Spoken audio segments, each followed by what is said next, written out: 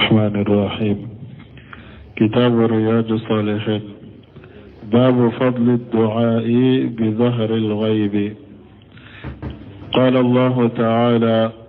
والذين جاءوا من بعدهم يقولون ربنا اغفر لنا ولإخواننا الذين سبقونا بالإيمان.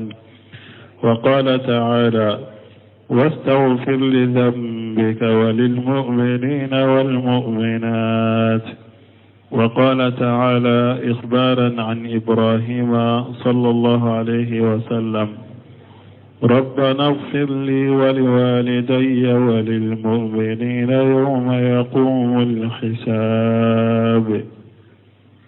بسم الله الرحمن الرحيم، والصلاة والسلام على نبينا محمد وعلى آله وأصحابه وسلم تسليما كثيرا. سبحانك لا علم لنا إلا ما علمتنا إنك أنت العليم الحكيم. أستغفر الله الذي لا إله إلا هو الحي القيوم وأتوب إليه. اللهم انفعنا بما علمتنا وعلمنا ما ينفعنا وزدنا علما. بيه تراتي هجريا باكله أني كمناني أني بناني أني شغي. شهر المحرم min ye hijriya san kalo folo bi su ye o folo ye. hijira san kalo bi su ye o folo ye parce que an bɛ jate ta min na sauriya olu ye kalo ye bi.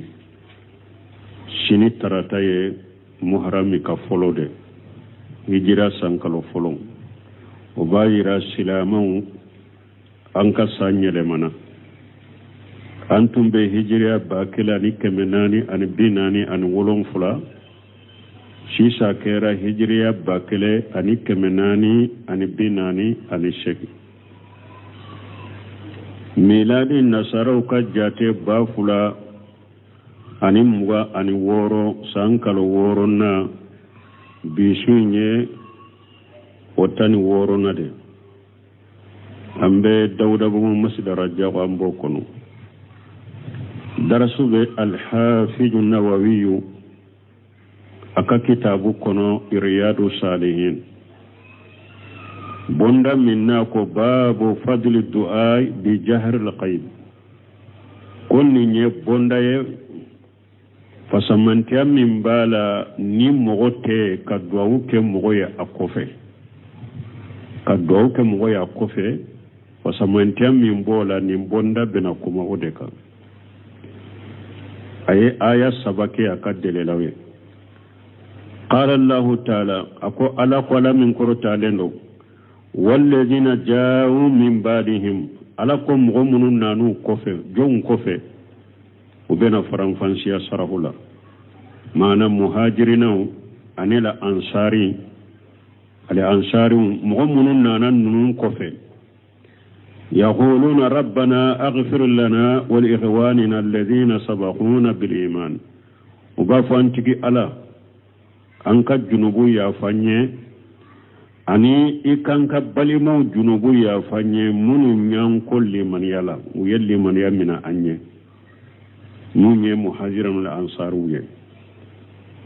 آية فلان وقال تعالى ألا قال من كرتالينو واستغفر لذنبك وللمؤمنين والمؤمنات. على كوتشيدما على دلي على كيافي مايكا جنوبولا أنيكا على يافا دلي مؤمن تشيمويه أني مؤمن مسلم. تشيدني دعوة كمؤمن تشيمان مؤمن مسلم بيه. donc o dawin kera muminu chemo ni muminu musoma do kofe ute enye delilay ikad dawuke ibali maslama ya akofe wa qala ta'ala ikhbara an ibrahim sallallahu alaihi wasallam aya sabana ala ko ala min korota lenu na banki bariya ka bo ibrahima ma ala ka tanuna kishibaka rabbana aghfir li wa liwalidayya wa lilmu'minina yawma yaqumul hisab ibrahima kontiri ala ikanne ka junubu yafa anin ka bange baga fula ani mu'mini bena fokata qiyama don yawma yaqumul hisab don min ni korosili be jo ikanne ka junubu yafa nin bange baga fula ani mu'mini be don min ni be korosili jo donc ibrahima ye duaw ke mu'minu ye ku kofe asrahu nando nasrahu la qala al muallif al hafiz an-nawawi rahimahullah muallif tangali kalam minye nawawi ala kanema ko babu fadl du'a bi jahr al qayb yani du'a li aqiqa bi jahr al qayb mana ka duaw ke balima ye nate ay fi hali qaybatihi atayru mi ka duaw kay وذلك أن الدعاء بجهر الغيب يدل دلالة واضحة على صدق الإيمان بس مؤمن نيبه دعاء كمغوية أكوفي يدل دلالة واضحة وبالدليل جيل يرنا على صدق الإيمان كافو إكال الإيمانية أو أتشيا لما بيبولو لأن النبي صلى الله عليه وسلم بس قال لك النبي يما قال لك ترونا كشيء باك قال لا يؤمن أحدكم حتى يحب لأخيه ما يحب لنفسه كده قد دولا كل كلمة تسكا كتشيء أتسكا دفا ويكا فين كانوا إبالي ما إبن من كانوا يري إبن هيرا من كانوا يري jiya hera min kanu yere ye ibe lagara hera min kanu yere foy ko okanu ibali maslama ikam mu'mina tesika ke ciya tesika dafa foninde kake donc mo min ni ebe duawu ke ni hera ye ibali maye ate o bayira ko ikallimaniya a ciya la mado fa ijab da'uta li aqiqa bi jahr li khayb ni duawu ke balima yenate biduni washiat kasra biduni washiat minhu kasra ma washa kanke aminya marana yede haja dalilu ala mahabbatika yahu ni nye dalilai kairana ni nye tamushe kairana koi ba tigife mana ni eye duawu ke ibalima ye akofe kasro ama washa kanke ni aye aminya marana ye ko karasa duawu kinye ama fuya minya mranai ni duawu kaya kofe ni tamanseye koiba tigife wa annaka tuhibbu lahu min khairi ma tuhibbu li nafsika tamanse do fana kairana koibe fen kanu ibalimaye nye ibe min kanu yere ni duawu kaye ni heraye akofe na minya mranai ثم استدل المؤلف بثلاث آيات من كتاب الله تعالى وكف المؤلف يدل لك ولا هكلا يدل لك آية سبعة على كتابكم على من قرطالين الآية الأولى آية فلو قول الله تعالى على كم على من قرطالين والذين جاءوا من بعدهم يقولون ربنا اغفر لنا ولإخواننا الذين سبقونا بالإيمان وهؤلاء هم صنف ثالث من أصناف ثلاثة الذين قال الله فيهم من دفلك كاليتي سبنا مغو كاليتي سبنا مني ألا يافوك وكاتبار يلا للفقراء المهاجرين ألاكو أبك مهاجرين كفانتوية الذين أخرجوا من ديارهم وأموالهم مهاجرين منهم بورا وكسو كنو وبورو كان نفرو كنو يبتغون فضلا من الله ورضوانا نوبة فسمنتين يني ألافين أني نوبة لك جيني وينصرون الله ورسوله أني نو بورو كدو كنو بورو كان نفرو لا بورو كألك الدين دمي كتشيدن دمي أولئك هم الصادقون نونون دي يتشناتيكوية وكالدين دمي للا نونون كالليمان للا نونون دي يتشناتيكوية ووصفهم الله بالهجرة والنصرة مهاجرنا على يوم ما أنكتوا نهجرة كوم ما أنكتوا ندينا دملية نونو يمغو فلوية جمع كلو فلو على جمع كلو سبا من فو سورة الحشر كنو نينيو فلوية مهاجرنا وبورو كدو كنو وبورو كنفلو كنو ni alaka fasamantiya ɲinini ye ani alaka jɛ ɲinini ani ka alaka dina dɛmɛ ani ka ciden dɛmɛ ninnu ye jamakulu fɔlɔ ye ala y'u mankutu ni hijira ye k'u mankutu ni dina dɛmɛli ye asinfu sani qala allahu fihim mɔgɔ kalite filanan nɔniya filanan ala k'olu ka kibariya la والذين تبووا الدار والإيمان من قبلهم يحبون من هاجر إليهم أو ألاكو مغمون فنا شجرا مدينة والإيمان من قبلهم أني كلي من يا مغمون شجرا مدينة مهاجرين ونيه والإيمان من قبلهم أني نو يلي من يمنا سن مهاجرين وكان مدينة يحبون من هاجر إليهم ونفنا بمغوفة مغمون هجرة كتوما ولا يجدون في صدورهم حاجة مما أوتوا أو أولوته حاسريا سرود سكون كنو نتيجة فسمنتا دي ألا يفسمنتا دي مهاجرين هما تيجة فسمنتا دي مهاجرين هما تيجة نيم ألا نيم دي مهاجرين جيان نيم لا تيجة نيم دي مهاجرين جيان نيم لا مدينة كو مهاجريا وما هاشريا سرود سكون كنو مما أوتوا نيما ديرا مهاجرين ما أجيان نيما دينا نيما مدينة كو مهاجريا ود سكون كنو وينشرون على أنفسهم ولو كان بهم خصاصة أو مدينة كو لا أنصار وبين مهاجرين سوانتيا ويركا وكبلوا لا فينو كنا فلو لا هارنا ياسر يرم مكوبو كنا فلو منا وباتكو يرلا كادي مهاجرين ما مدينة كو يوكي عند الله كلفو كتمه عبد الرحمن بن عوف شيده صلى الله عليه وسلم يبالي ما يدو أني مهاجرنا دوچه يبالي ما يدو أني أنصاري دوچه مدينة كا دوچه مدينة كو عبد الرحمن بن عوف مدينة كو ما أكو سيسان نكا موسو لاجه نكا موسو من كديه نيو فومبا بلا na yi dabana ibafuru nkanna folo mba tila ka tilanche dima nyerebe tilanche ta Abdurrahman ibn Auf kwama alaka barka do yila alaka barka do ye ka musola alaka barka do ye kan na folo la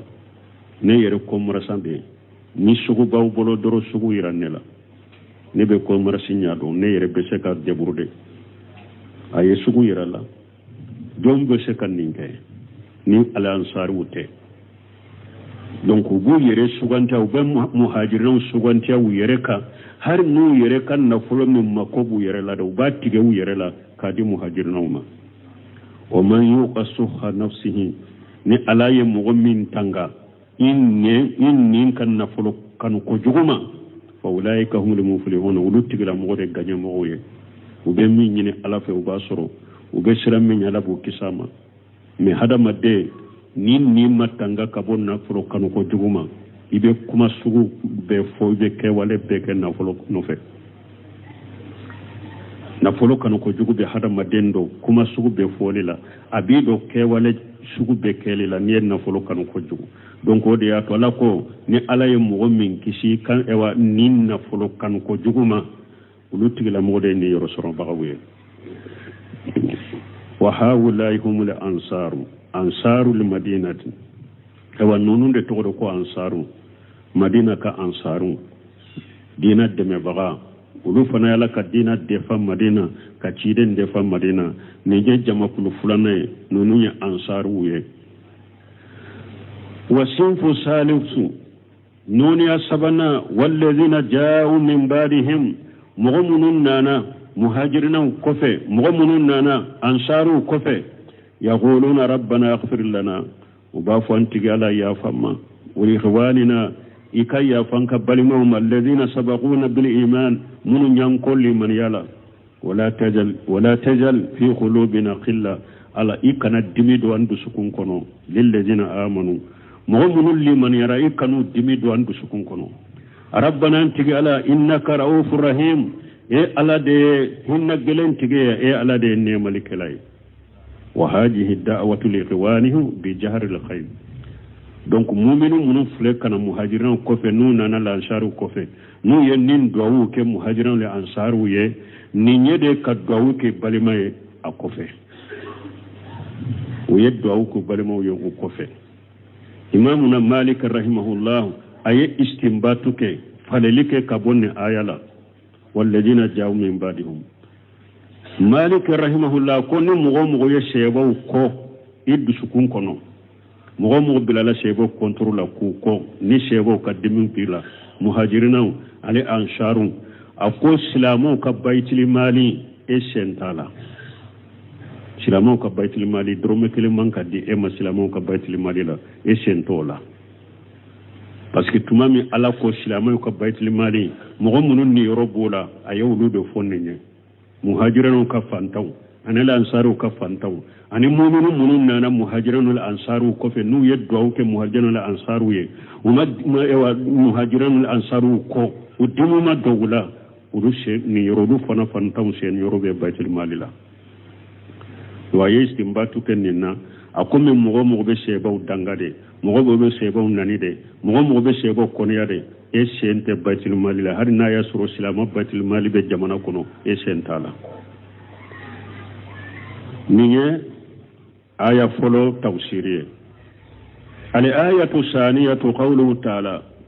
aya fulanna laka kumala min quru talendo wastaghfir li dhanbika lil mu'minina wal mu'minat فأمر الله النبيه أن يستغفر لجنبه ألا يكن نبي من يامريا وقال دلي ألا كيافا ما كجنوبلا وأن يستغفر للمؤمنين والمؤمنات وكيافا دلي كمؤمن تشيمون فناي أن مؤمن مسلمون وما أكثر الأحاديث حديثا من حديثا كتشا التي فيها أن النبي صلى الله عليه وسلم يستغفر لجنبه hadisa kacha hadisa min ba fo ko cide abe ala ya fadali ala ka ya fa maka junubula wana hanu na'lamu annahu yastaghfiru lil mu'minina ayda aw ambado o hadisa chama min nana ko ciden tumbala dele ala ka ya fa ya ka junubula ambado fana ko tumbe ya fadali ke mu'minu fana tuguni li'annahu umira bidhalika parce que anyamrani oyede ala ya anyamrani oye ومعنى واستغفر لجنبك يعني أطلب المغفرة من الله عز وجل ناكو على يفضل كوري مونيه أنيني على في مسامين كبا كورو تاليندو أن يغفر جنبك أنيني على من كورو تاليندو أكيكا جنبو يافا والمغفرة مغفرة مونيه جنبو يافا مونيه ستر الجنب وتجاوز عنه mani ki suturai ka junubula ani ka temaka lianna haja huwa alladhi yadullu alayhi al-istiqaq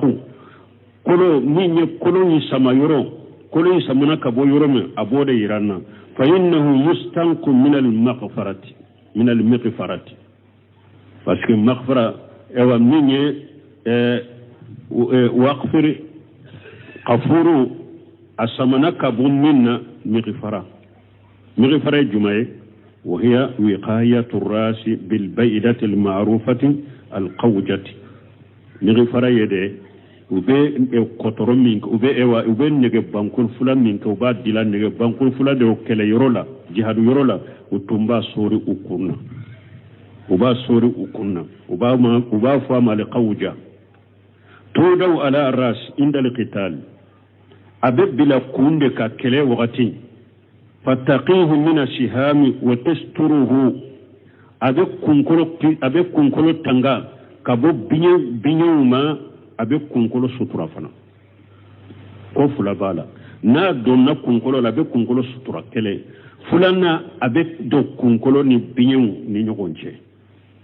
donc kafuru arabu kanna abora odela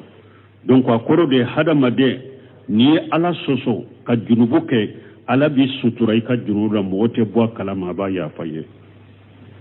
wada to qahatani ko akan nuniya kono law wallahi law alimu qabiha sharirati la aba salam alayya yalqani akon kallani alay ni ka jenyo nyuno nteru dogola gondola junubu mu mbene bolo gondola no to nyodo ala soso min bene bolo gondola no to nyodo no nimbe nasirala ube baka salabu bilinga me ala yin sutura wala utodo me salafu tumbe ni fo majigide kama kasorolu yere korosilendo jurubuma donc alla nyine re doro kafuru alla nyine re do ala bi sutura be ala soso abi sutura ka jurubula ba ya faye wa mal ayatu salisatu me aya sabana faqala allah ta'ala ikhbarani ibrahima sallallahu alaihi wasallam ala ko mala min kortale no na ban kibariya ka bo ibrahima malaka tanuna kishibaka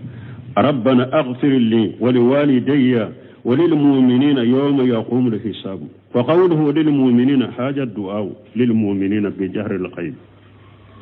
ni ibrahima ko ani ala yika mu'minu ka jurugo yafa ni ne du'a ye mu'minu ye kasorute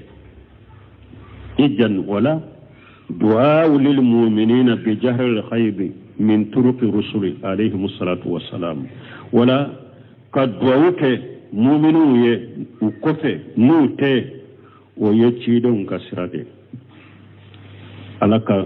تنو أنا كسب تشيدون ومن سبيل رسول عليهم الصلاة والسلام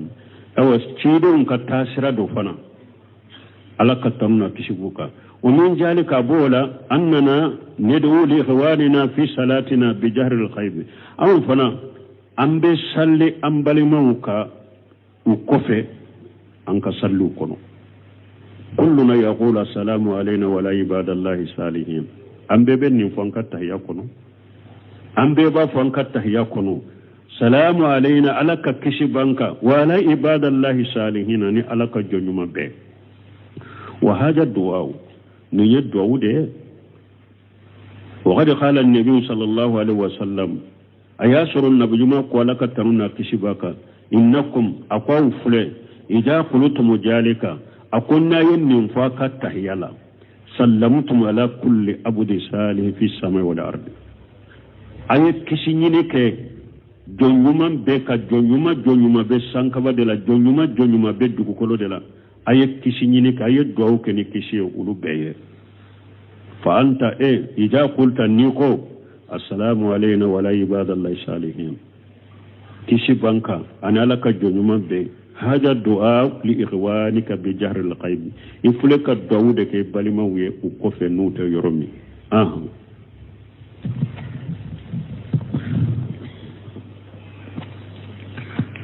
وعن أبي الدرداء رضي الله عنه أنه سمع رسول الله صلى الله عليه وسلم يقول ما من عبد مسلم يدعو لأخيه بظهر الغيب إلا قال الملك ولك بمثل رواه مسلم وعنه أن رسول الله صلى الله عليه وسلم كان يقول دعوة المرء المسلم لأخيه بظهر الغلب مستجابة عند رأسه ملك موكل كلما دعا لأخيه بخير قال الملك الموكل به آمين ولك بمثل رواه مسلم. أن أبي الدرداء رضي الله عنه قد سمع أبي الدرداء ملك جكبواما أنه سمع رسول الله صلى الله عليه وسلم يقول أبي الدرداء قال يا متشيدم مالك ترونا كسباك تشيدم بافو ما من عبد مسلم تشيدم كو جون سلام سيته يدعو لأخيه بجهر الغيب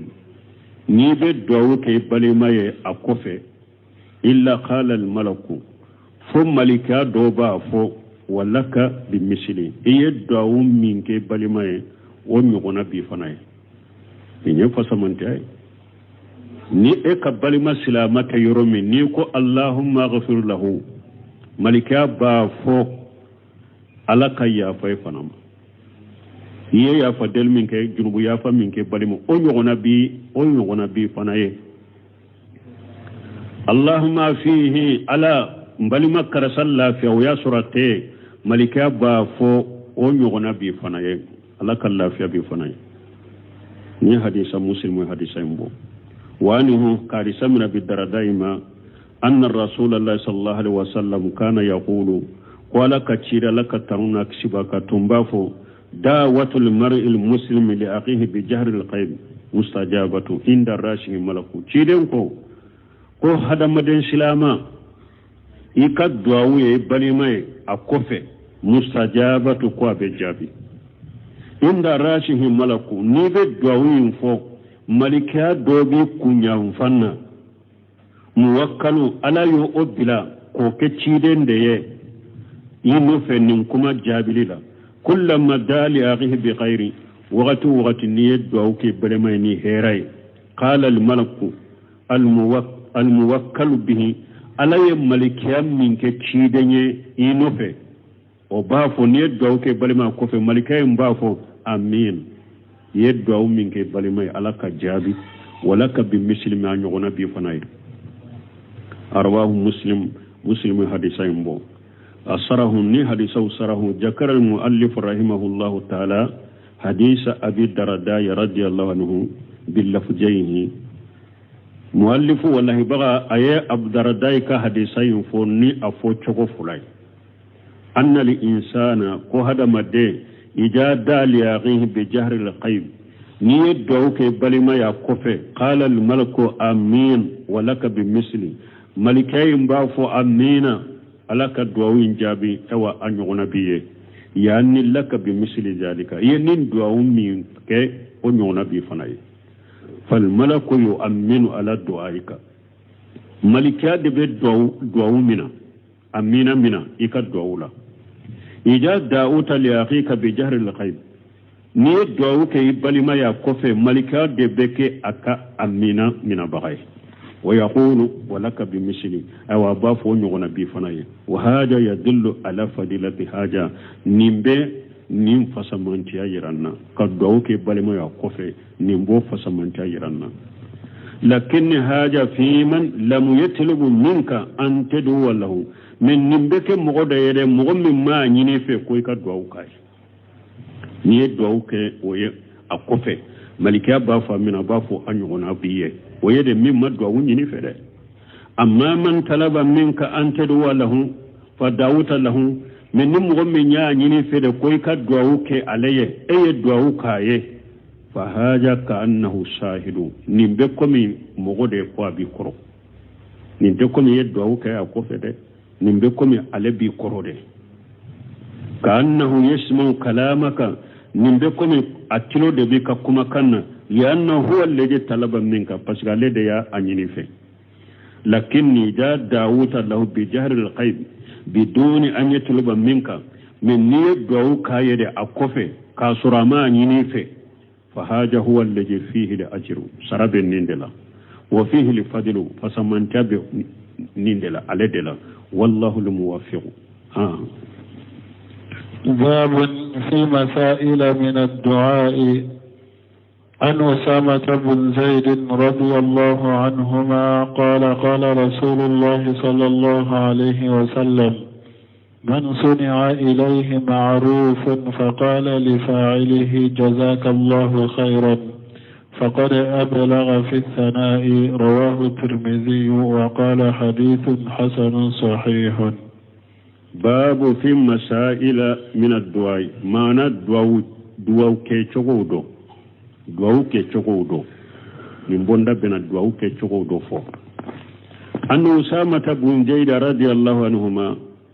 kari samina usamata bun jayri malaka je kabo fula be ma qala rasulullah sallallahu alaihi wasallam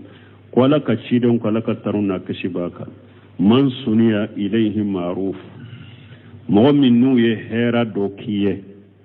mo do ye hera do kiye fa qala li fa'ilihi iko hera inke bagama jazakallahu khaira ala ki sara hera faqad balagha fi sanai iya tanuka shadama tanuni da ishero makaba rawahu turmiji wa qala hadithu hasanu shahihu turmiji hadisa yamba ko kanya sahlendo asarahu hadisai sarahu نندون هذه سرهلا هذه مسائل مختلفة من أنواع الدعاء نوني دعاء كاليتو دوية دعاء كاليتو منونو تكرنه منها حديث أسامة بن زيد رضي الله عنهما والدعاء أسامة بن زيد كحديث بولا لك جيكابو فلابيما أن النبي صلى الله عليه وسلم قال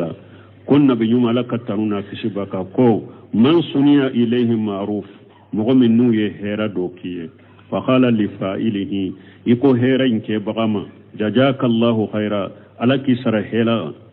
فقد أبلغ في سناي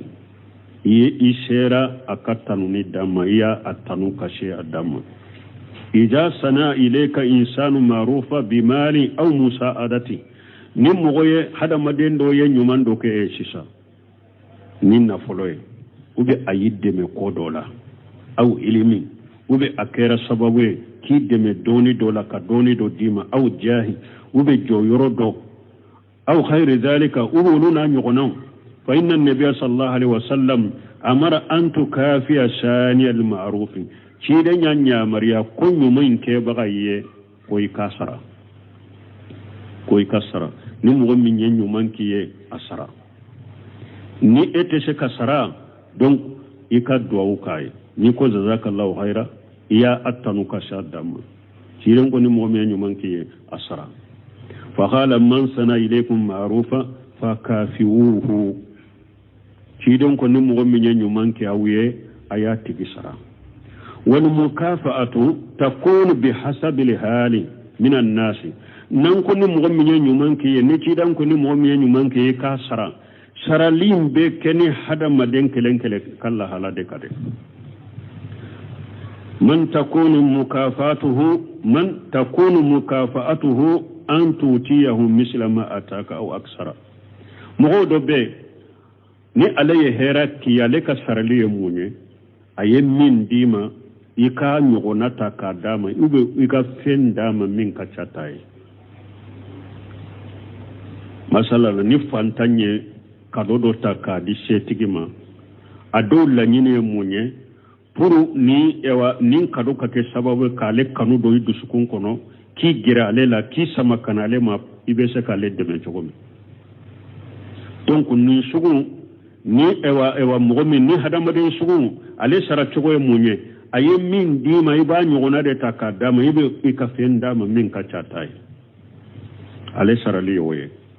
ومن الناس من تكون مكافأته أن تدعو له ولا يرد أن تكافيه بمال مغو دوبي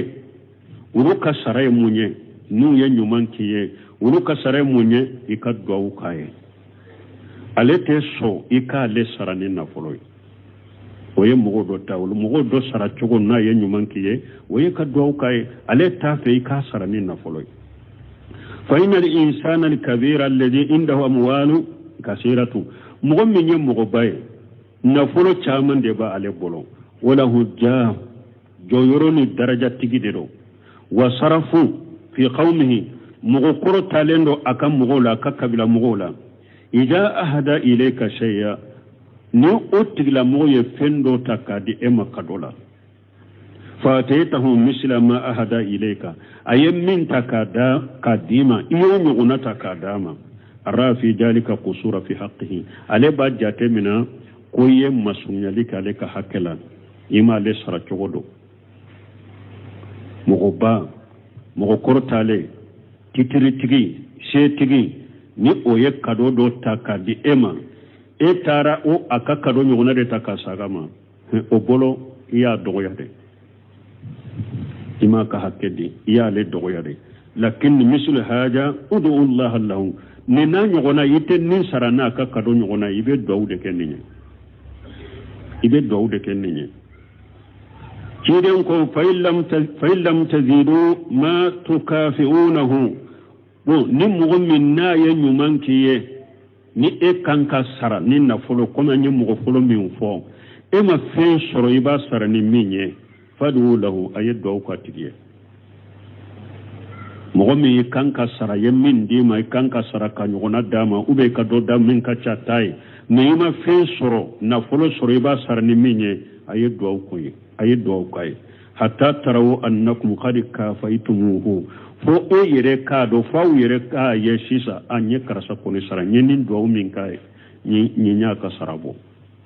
na sarama sore bolo aye do kaye fa yere kaye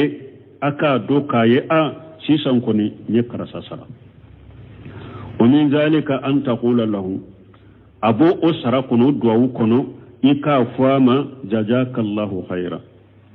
alaki sara herala ija ataka shay'a aw nafaka bi shay na yefendo dima uga yi nafani fendo ye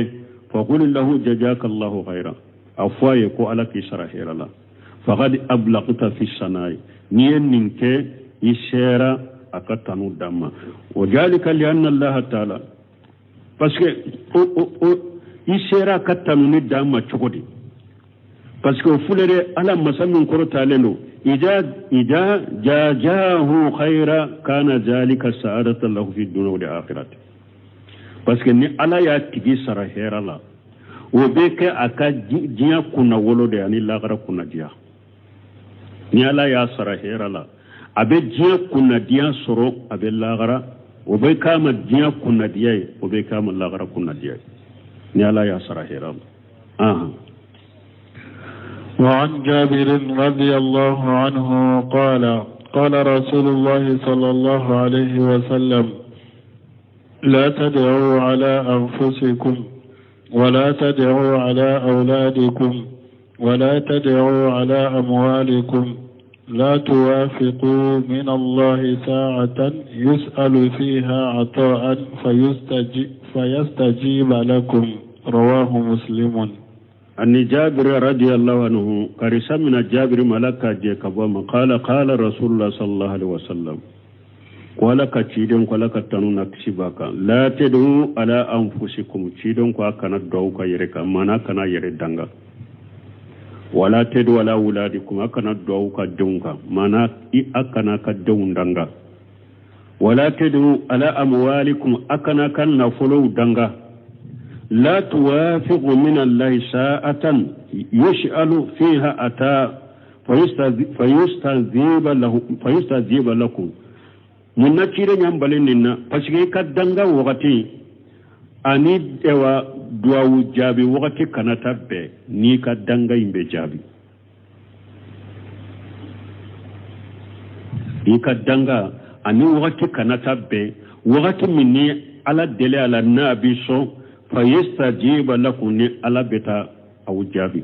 نا على بجابو كوي ني كدنغا نا بجابي أرواه مسلم حديثا ينبو شرح ني حديثا شرح ساق المؤلف رحمه الله تعالى حديث جابر رضي الله عنه مؤلف يا جابر كحديثا سمالك جيكبواما أن النبي صلى الله عليه وسلم قال وألك النبي ملك تنونا كشباكا كو لا تدوا على أنفسكم أكنا يردنغا ولا أولادكم أكنا دون دنغا ولا على أموالكم أكنا كنا فلو دنغا فإنها ربما يصادف ساعة إجابة فتذاب أكتا ني أي دنغالي كنين شغلا دنغالي نجابي لوغتي بتيابي إكا دنغا بجابي فهذا يغا كثيرا عند القضب نمبك كتايا هذا مدين دمي وقتي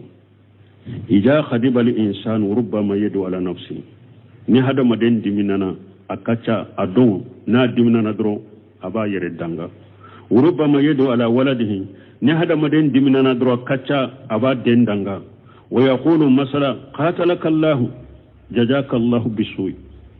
na diminana den ko rabbe sika fo ala kisara ko jugula ala kisara ni jugumay wama asbaha zalika anin nunu na nyugonaw حتى أن بعدهم يدعو على ولده باللعنة هر أدو وبي أو دعوك ودنك ندنغلي على كي دنغا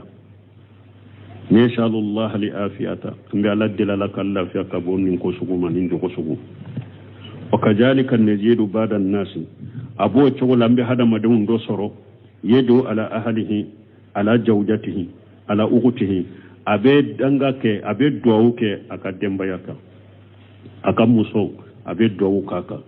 abalima muso abe duwawu kaka bal urubama da ala ummi wal yaizu billahi bal akacha dowu be duwawu ku bawu yere kaka ba yere danga mal qadabi kafara dimi kan na diminana wa kadhalika aida yadu ala malihi wa tugo kele na do be duwa ke un kan na fulo kafana masala ala sayarati yaksuru atlaha misali la mobili min na cinyali kacha abe cinya kachaya Allahu la yubariku fi hadhihi sayara abaka mobili danga ay Allah kana barakatu ni mobili la hadhihi dar haja al faras aw abesaka kadu danga abesaka ka so danga wama asbaha dhalika ninu na nyuno al faras al firashi ube al farashi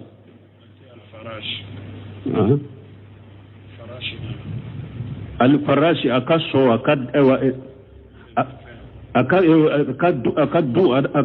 akafensenfo wama asbaha dhalika kullu dhalika nahan nabi sallallahu alaihi wasallam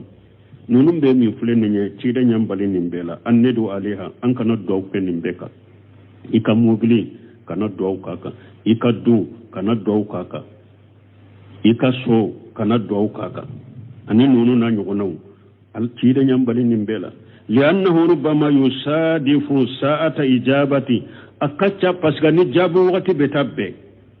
fa ija sadafa sa'ata ijabati nani jabu wakati benna fa innahu istajabu ikadanga imbe jabi law qulta masala liwaladika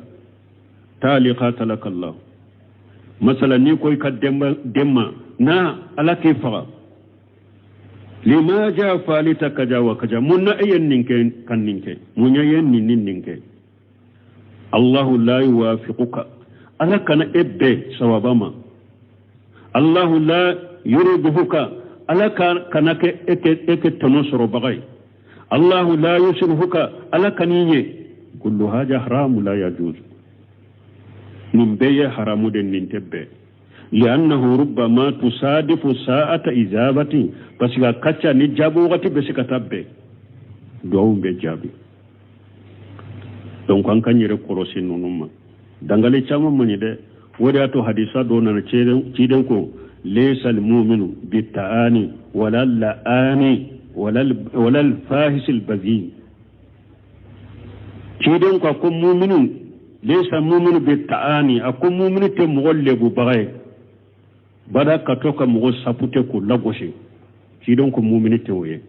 ولا لاني مؤمن تدنغالي كلا غناي دنغالي كلا چاما سوني بدانغادو كيدن كو مؤمن توي ولا الفاحش البذيء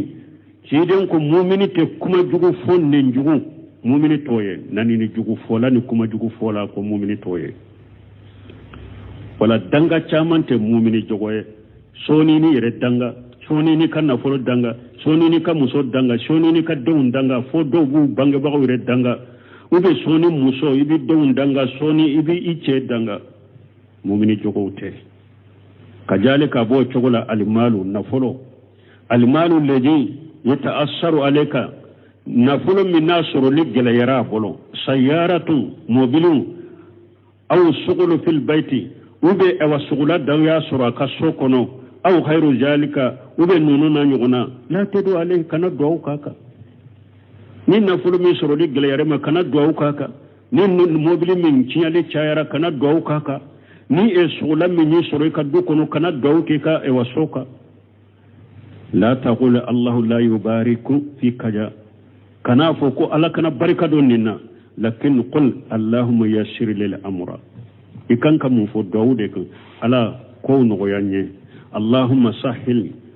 على كون غيا حتى يحصل التسهيل والتيسير فو اوا مغيالي انين غيالي ونان غياي والله الموفق او مبلما بو تشودلا arhanan ka jamana kono muntum be jamana kono balaw munum be jamana kono ado ye munyen ni marasi bambali munum tumbe jamana kono nu bora to foyla ka danga do kama saku danga ka jamana danga obe hera la se jamana ma nu ni jabu wakati benna o jabira jamana ka o jamana be se ka jowa danga mani de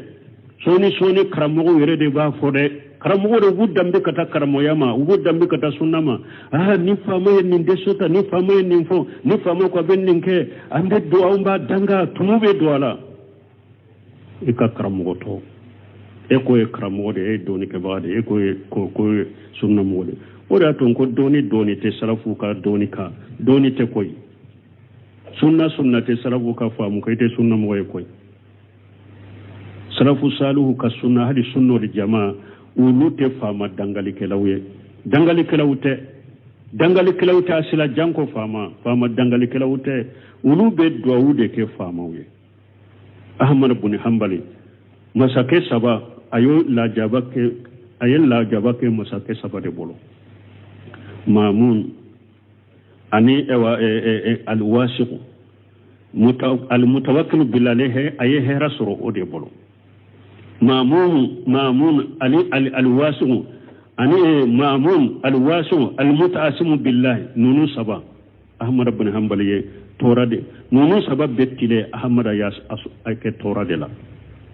almutawakkil billahi wode ke rasulna mo na ye torabo ahmadaka na ma fama danga hari donkele ka sorale mamunu tumbe minna o mi alet ani mamunu tumbe nyona minna o be mugo kafiri ayrede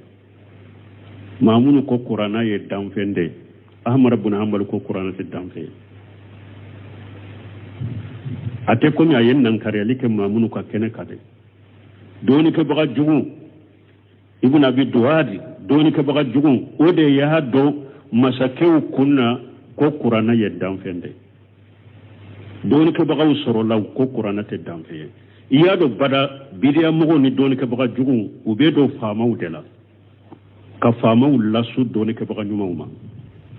ibn abi duwadi de donna famala sira mamuna la kami adusukunna ko qur'ana ye damfende ko qur'ana te alaka kumai mamunu fana dara wala donc mamunu de ko sisa doni ke ba munawu ko qur'ana te damfeye abbe ka fo ko qur'ana ye damfe doni ke ba ko on te sugo fode parce que dele la tambolo de lawla ayawla hadisawla qur'ana alaka kuma de damfente adamina na kabo ala de fe abella bakata ala de fe qur'ana te damfenye ewa ayella jabalita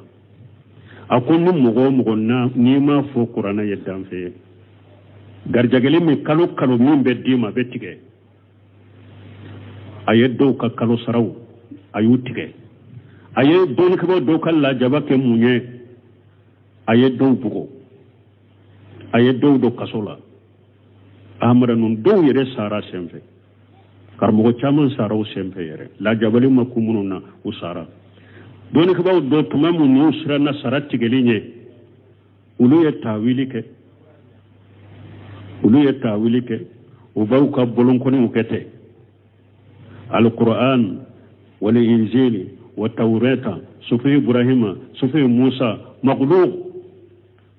me karamugo be ale kamba bolon ko ni de maghluq ye me masakin fe ko qur'ana ye maghluq ye abu bila karamugo do ya tene jogola mami sawsalu faju fawjan yen qisa fu aqullahumma aghfir lahum alaka ya fuma karamugo do ya tene jogola me karamugo dama do lu sabatira ko qur'ana ko ni dam fente de ahmad ibn hanbali be uludela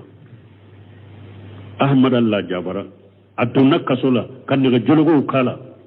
abe bugoli kelaw bugo bilalaw ba bugo abe kiri uba siri fari bala aba fufu sugula bekaye fo abe kiri ahmad ibn hanbali mon bani mo nimbe ka tumami kalambago farla nyogon ko nana ahmaduma uko ahmaduma ko ewa masake akako bonyana sade akako dante mena sade ahmadu ka aba au ba fe kam mun kesisa uko yi anna nay de ka hakilina nyini parce que fule ka deso minta fule ka fo karamo yede ku kakkala anka dawna madrasa wala karanyoro la u kakkala wala ko qur'ana yeddan fende Allah ba ando umbena filide ubena ke kafiru ye ante sikan nun ko de masake ka ko boyana de ahmaru ko akombe min fawye aye sabali akana bo fama kamanda akana bo ko ba kele de aye sabali ha addima joli bom mani akana bo fama contrôle ka kele na ba yere joli bo ka silamau jolu bo awuno fe akana kede ko amudala enya tala har yere be fitina minna bula ko ne ka fitina e fitina kere lende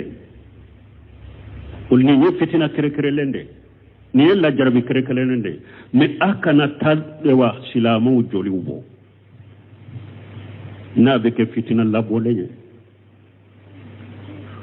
kunnan don fila ko ay akon ni islamia ay sabali akwala ken ni islamia to yalla be ni islamia deme nimbe ni nyi wakati ni ko de nimbe temo wala be ni islamia deme inna nahnu najalna dhikra wa inna lahu lahafizun ay sabali ne tawu nyamarana nay koy boli tawu nyamarana ay sabali ayato uko abu abdullah ninde ka haklina ko ne ka haklina tede hadisawu ni sego ko kuma ude ne ka haklina tede hadisawu ni sego ko kuma de akana fama kale de laysa fi sunnati qitalu sultan kam masakakila te sunna kono ni mo mi nyum masakakila ya bidiya mo goy ay sabali wa hamra kalende ya fo ani ni mamunu mutumbe nyogona ukum munnaye mamunu kafiriya ko hali tawili do ko mamunu te doni ka bagayo masake de do doni ka baga jugu de ya trompe ahli tawili de do ya tonta kafiriya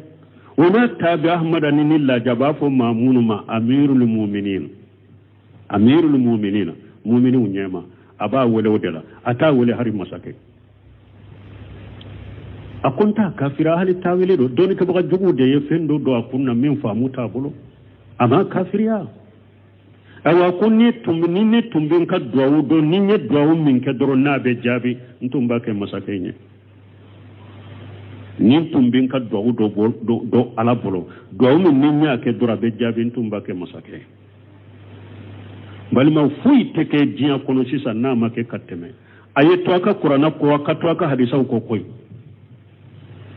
na kera de ko sunna mugo minana wiya yira jiya bela wa ahmada nunun tilela uyu shiri falibala ko sama o kera mugoda ya ki shiri falila ki sama ko pasike iye fama kele ini fama be nyono fama ki fi isiri mobilila ko mobile ki sama o kera na antala delo ka ke sunna mugoda fana o kera ahmadala ulu ka wakati boli feunyi faliba kasiri falibala ka fufu sugula nona tabe ko mugo kana bo fama contrôler kana fama kele de ama fama danga hari donkele abe dawude ke fama e tuma min nin jama kulu bora no fe uma ahmada ka kuma mina fi sallaba hadisa laba ala kai news aqida kitabu tayben ni sure tuma min ahmada kumni fu akana ke u bole ahmada fe uma so utara bo fama contrôler ka kele fama ye kele wuli no fe ku do faga ku do mina ku do kasula do tara dogo fama la anyana wa atenyo fama kele bunte mi ko kata gale fo sisa ako jama kulu shima fama ja ko kele ko aba ja ko tufa ka boy fo adu min tinya de ori ka jugu katima be minya donc onyen ni fo yoro juma nan nana ewa do yoro la an kana ewa duwawu ke ewa nafolo kan kana duwawu kan yere kan kana nyere danga an kana ka demba yaw danga abo chogola an kana ka masake u danga de masake danga te sunna e koy ibe duwawu ke masake de ye bumbaji ni ka hari ni masake kafiri do ako ibe duwawu ke ala ka kanda de ako hari ni masake kafiri de ako ibe duwawu ke ala ka kanda de ita danga koy ako chide sallallahu alaihi wasallam qabla dobe ad-daws kafiru dedo tumamu nana ku ka kofo ci da ya ko Allahumma ahdi tausa wati bihim muslimin akon tigala ikad dausi kabila kanda ikan nanu islamiya lama ko islamiya kana ako ci da ne do wude ku hari nim masake kera kafiriyata dangade adu do wude kai ala ba nye chogomi ala ba kanda chogomi ala ba ke islamai chogomi abi do wude kai ate danga jangu masake min islamai be salli aw ba yere dambe kata doni ma ba yere dambe kata sunna ma mimbaru ka deresu la erjo soso la aw de be bila jamanya kata juma usalli kene ka gotoron ka ya wa be fama dangaye fule fiye law be fule fiye ko ye dinan islamiya duwatu ala abwabi jahannama Cheikh Ibn Seminu yode fo akum mugo be ewa weleli ke kam mugo la suku bila fama wala ko la murti ko wuri fama contrôle ko duwato ala abwabi jahannama ko weleli ke lawde be jahannama dinga dadela donc min yasarahu sunna li bahri ako wa iza araita rajula yad'u للسلطان بالصلاح فاعلم انه اذا اريت رجلا يدعو على سلطان فاعلم انه صاحب هوى اقول يمغو يناب مساكه دنگade ado konnin dungo tigide do bidam godero واذا اريت رجلا يدعو للسلطان بالصلاح فاعلم انه صاحب سنه ان شاء الله na kunni mugo yenna be do ke masake de ko laka masakenya akoy ka do ko ye sunna mugo de nyala sunna do doni ke baw ko difference min be sunna mugo ni bidia mugo che a difference fure ni mugo ye na be fama de danga bidia mugo do ni mugo ya be do ke fama sunna mugo de inshallah donc an ka do ke an ka fama wiyede fudeli bun yadi yode fo akon ni ne tumben ka do do kafara ahmada taka ahmada yafo fudele yafo ni ne tumben ka do ke do ni ne min ke dorala ba jabi ntumba ke masake adem folo de ali ko aba ali fa nin koro fanyan ka famu de akon ni ne ye do win kenyere ye ajabira ni ne nyana nyere kundoronde nyana me ni ne do ke masake ni masake nyana bugu nyana dina nyana ni masake nyana jamana nyana dina nyana donc an ka do ke masake u kanyede nu nyana dina be nyaw henninke ate kiriti ni qur'ana wo benninke dolo bonni e jeniya no fe do ka ke ni ala ya nye ala te de se fe no ni e ka do mi na ala ya nye ana kiriti ni qur'ana ke ni ala ya nye ana dolo antredike ni ala ya nye ana drogo antredike ni ala ya nye ana jeniya ke lawo ana haddu bolake do ke akanye ni e ya danga a ciyana e jamana ciyana balawde nana fendo do ciyana be fendo nyana tawa jamana imbe har o danga wukono o danga munun tumbe do jamana in kama danga munun tumbe do famon kamare aka abe wori munun soro ala ka wori be ka furakali fe aka furakali sanai sowi ka be banala ka be halati ya zubillah ni jamana ka be wa barakalana kam mo nyema be halakira jamana be jotto godi bal mo no nyebara mu yede bal wutum be ni jamana kuno koy har biambe ala dele ala ka famu di jamana de ala ka famu di salamuma ala ka famu dum de sunan tumbe balaw bawde kono ni shaytanu fitina weleli kala ni weleli kala mun be jannaba dinga dala wala ambe ala dele har bi nambe dawu yorola ala ka jamana tanga alaka jamana in korosi alaka fitina bu anka jamana kono anka fama wala kanu deme dugu gola jamana kono na jamana kopena la alaka be maloya fere jugu munum be jugu bolo dabali jugu munum bu bolo kana nin jamana imma ani jamana in kam mara bagawma ala ko o fere jugu tigu no onga na jugu tigu o ka fere jugu no kan na jugu alaka sagu yere mai kan tangu ka fitina no kam masibama subhanaka allahumma rabbuna bihamdika ashhadu an la ilaha illa anta astaghfiruka wa atubu ilayk الرحمن الرحيم كتاب رياض الصالحين باب فضل الدعاء بظهر الغيب قال الله تعالى والذين جاءوا